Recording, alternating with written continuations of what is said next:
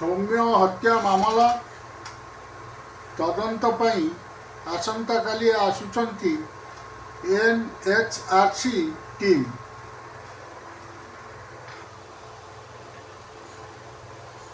बालियंत अंचल railway police constable Soumya Ranjan Swain को पिटी पिटी हत्या करा घटनार तदंत पई आसंता काली जातीय मानवाधिकार आयोग एक टीम ओडिशा आसुचंती।